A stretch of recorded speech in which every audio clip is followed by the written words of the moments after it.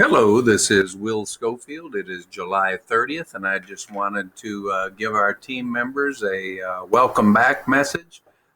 It will be Monday when we'll all be back. I've had the great fortune of being able to meet about 200 of our new team members throughout the district. The last couple of days, we've split them up in order to social distance down at LCCA, and this truly will be a year that, knowing the sort of folks that we have in our school district, that we will be finding ways to thrive, and we will also at the same time be surviving in this unprecedented time that we find ourselves in.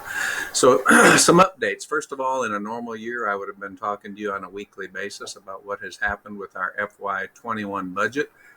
Let me just tell you that what your Board of Education has reached overwhelming consensus on is that you have been through a lot. Those of us that work for the Hall County School District, you also have chosen career fields that you will not get rich and famous, but you do understand. And what one of the unspoken agreements has been that if a person is a fireman, a policeman, a teacher, that no, you won't make $1 million a year, but we'll do our best to make sure that we don't see some of the dips that we see in private enterprise. So with that in mind, I just want to thank your board. They actually are dipping somewhere between $10 and $15 million into their savings account in order for our people to be made whole, for salaries not to be changed, to keep step raises in place.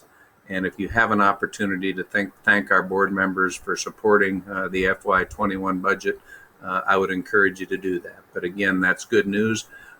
Just to be completely genuine, we will look at the budget and the state finances in the middle of the year to make sure that we still believe we can get through with that level of support from our savings. But I personally want to thank our board for their vote of confidence in the 3,400 team members we have within the Hall County School District. Next thing I wanted to talk about was going back to school in the year 2020. And first of all, what do I mean by that? Those of you who've been around here for a while know that we don't have any secrets. There's no woman or man behind the curtain that has the plan that we're going to drop on people at the last minute. What we've said all along is that we're going to need to be fluid. We're going to need to kind of move with the circumstances and give and take as we go through this year. But I find it incredibly unfortunate as an American who loves this country that it seems like every issue that we confront in this country now becomes polarizing and politicized, that you've got to be on one side or the other, that you have to be good or you have to be evil, you have to be right or you have to be wrong. And I want to just continue to suggest that when it comes to this issue of going back to school, getting boys and girls back in our school, there is no simple fill in the blank answer. Depending on where you get your information from in terms of media outlets in this world that we live in, you may be listening to one media outlet that says this coronavirus is just made up, it's not even real, masks don't make any difference, social distancing doesn't make any difference, we should have never stopped anything. You know what, that's untenable, and science says it's untenable. While there are very few exact answers, we certainly can learn from the millions of cases around the world and how they've been handled, and the cases in our own backyard having to do with local food processing plants and manufacturing plants, and what our hospital system and local public health officials have learned, that we know there are certain things that slow down the virus, that really slow down its spread, and just to pretend those things don't exist would be foolhardy, and that's not where we will land as the Hall County School District. On the other end, if you get your news from another particular set of sources, you'd be led to believe that we've got to bunker down in our basements and stay out of the real world until this thing passes.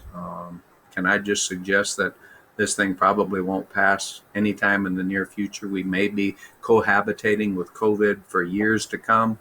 And here's what we know about children in particular, because we are a public school district. And the isolation that has occurred since March. Number one, here's what we know about poverty learners. By the way, about 2/3 of our learners come from family situations of poverty.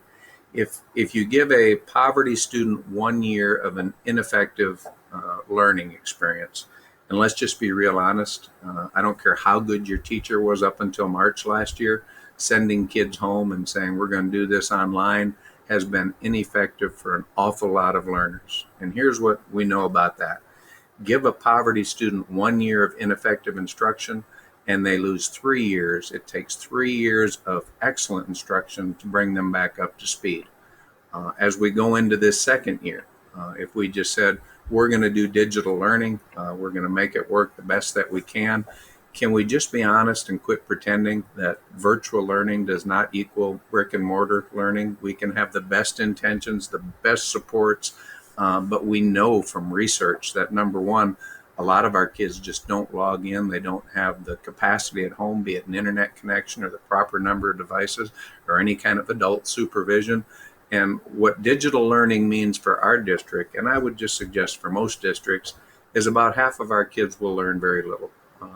And so what does that mean? That means a second year of ineffective instruction. What does the research tell us about 2 years in a row of ineffective instruction?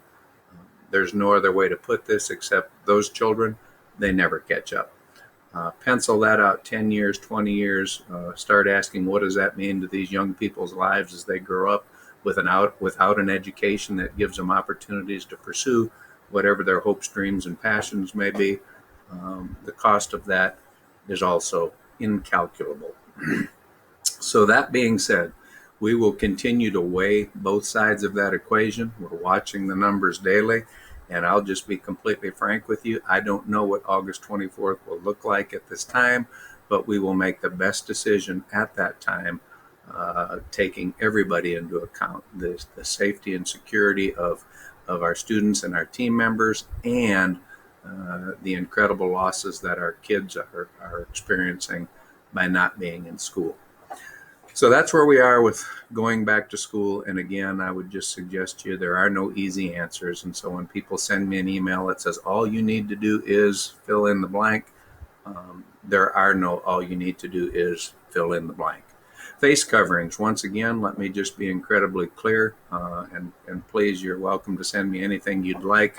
But if you're going to call me and say that face coverings don't work, there's no scientific evidence, why are we fooling around with face covering? You're caving to the political ideology.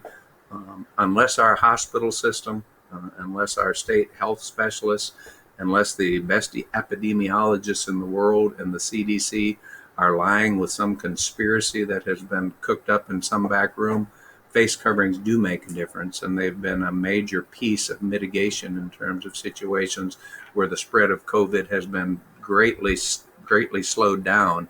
And to argue anything different, you just don't have this Board of Education in my ear on that one. In terms of 15 days to prepare for FY21, I want to thank our board again for extending pre-planning, that regardless of what this year looks like, we know we've got a lot to accomplish in 15 days in terms of safety and security protocols, and also in terms of getting ready to make sure that whatever instruction it is we're delivering to our students is the best that it possibly can be. And I want to thank your board for stepping forward and saying, our people need more time. We want to do this right. We want to do it with integrity. And that is the reason that we have 15 days of pre-planning. Also, I want you to be aware that for all of our middle and high school teams, we will be providing during that first week of pre-planning trauma mental health awareness training. Here's another thing that we know. We're told that maybe as 25% of the students in this nation, that would be 25% of 53 million public school boys and girls, are experiencing significant trauma and or mental health disorders, either in their own life or in their home situation. I can't imagine what that pencils out to in terms of suicidal ideations, in terms of child abuse, in terms of students who are going hungry on a daily basis, or students who have not received their regular psychological medication since March or April. But once again, we're going to give all of our team members some additional information and training just about the signs and symptoms of trauma and mental health disorders. Finally, we are going to move into, and every one of our team members will hear more and more about 200% accountability as we move forward. 200% accountability certainly means that I, as a member of this organization, and let's just say a classified employee at Chestatee Academy, we are committing to be accountable to each other to make sure that a couple of things happen this next year. I'm 100% accountable for me, and I'm 100% accountable to that individual when I see things that aren't what we've said they're going to be, and vice versa. That Chastity Academy team member is 100% accountable to themselves and 100% accountable to me. The floor is level to make sure that I am accountable on these two areas that we're going to talk about just very quickly. Number one, first and foremost, we want to ensure and maximize the safety of our students and our team members.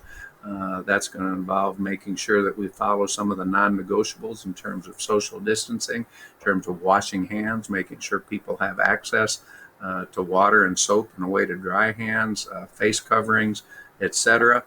And the second is that, again, the costs are too high to hope that we get some good instruction in this year. We have got 15 days, and we've been working for 6 months to ensure that we have some processes in place to make sure that our students get the absolute best of any kind of instructional format that they are placed in, whether it's 100% virtual, whether it's brick and mortar, or whether it's a brick and mortar student who tends to have some gaps in the year because of flare-ups with COVID. So we'll be spending a lot of time talking about that. You can see the components of the 200% accountability, the boot camp, the fire drill, the always using please and thank you, making the daily rounds and scoreboard, keeping track of whether we're doing what we've said is important. And I'm excited about the possibility of 200% accountability. So here we are, 4 days and counting until we come back together.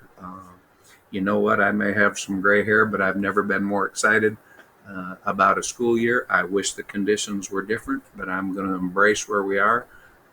It'll be my commitment to you that I'll do everything possible to walk alongside you and make this the most successful year that we've ever had, because when you and I are successful, the 28,000 boys and girls in our district will also be successful. So God bless you. Look forward to seeing many of you next week, and enjoy your last long weekend before we hit the ground running for the 2020-21 school year. Thank you, and have a great day.